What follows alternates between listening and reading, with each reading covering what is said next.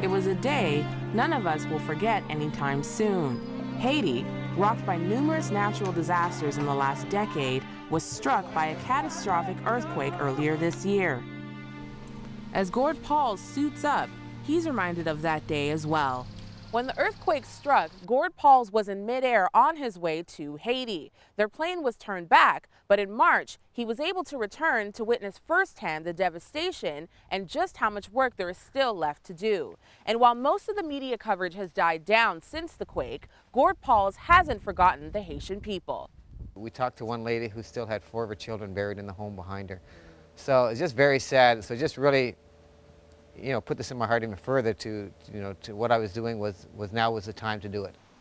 This isn't a leisurely swim. With Haiti at the forefront of his mind, Pauls is training to raise money for Haiti by competing in an Ironman race. It's a triathlon, so you swim, bike, and run. So you get out in the morning, you start a 3.8-kilometer swim, then get on your bike, ride 180 kilometers, jump off your bike, and then run 42.2 kilometers, which is a full marathon. The annual race is held in Penticton, BC, and hosts thousands of athletes from around the world. On average, he says, it takes 13 to 14 hours to complete just one Ironman, which is why many are shocked to learn that Pauls is running the race 3 times.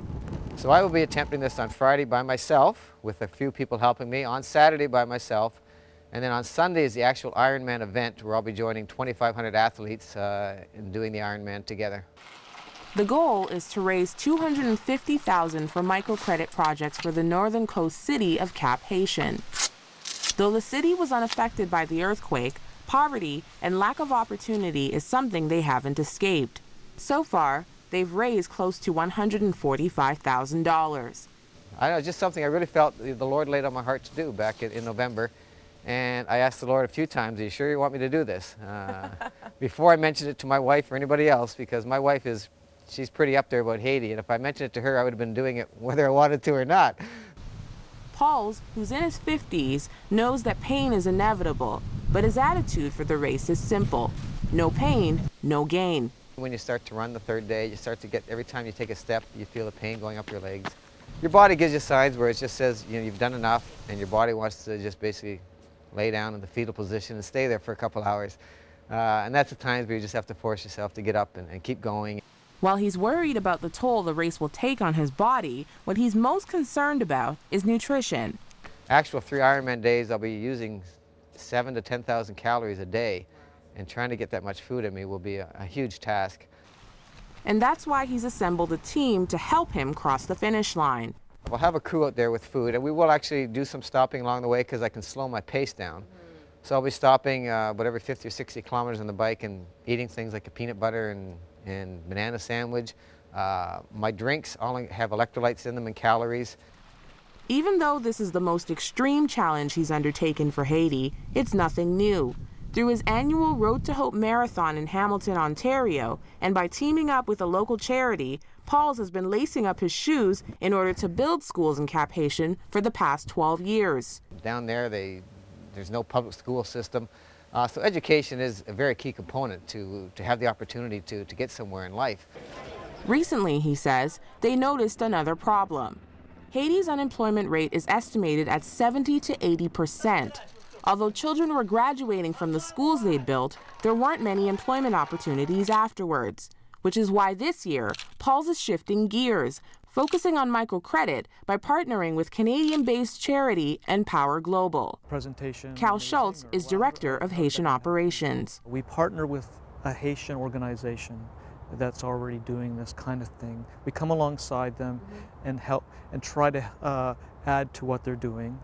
We bring some of our experiences, but we really do listen to what they're doing and help them do it better.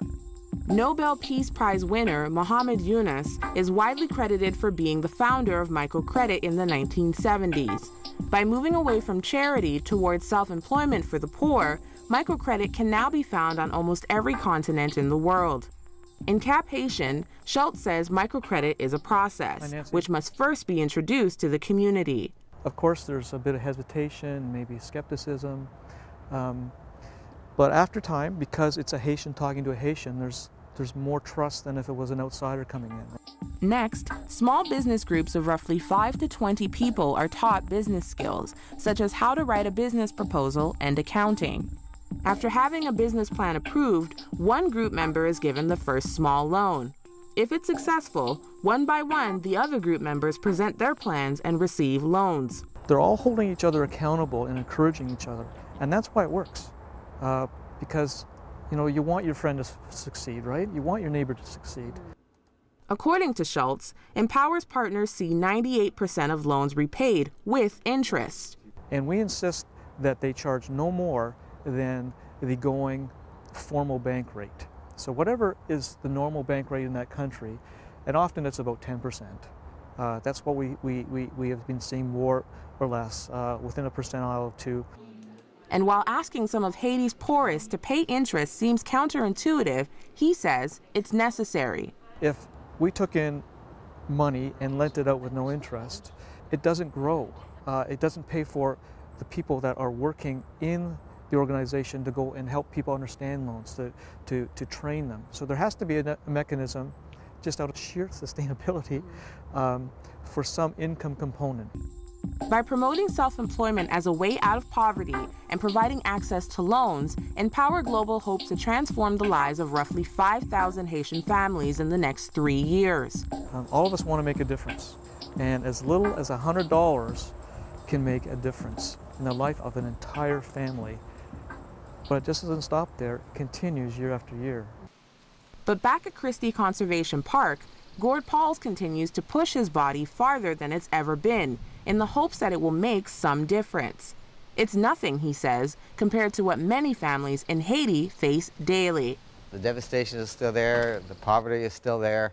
They still need that food and water, they need that hands up, they need that something that can give them the opportunity. By running a triple Ironman, Gord Pauls hopes that when he crosses the finish line on August 29th, Canadians will remember that while many have largely forgotten about Haiti in the 8 months since the quake, when it comes to basic necessities and permanent pathways out of poverty, many Haitians are still in need of our support. In Dundas, Ontario, Bridget, Antwi, 100 Huntley Street.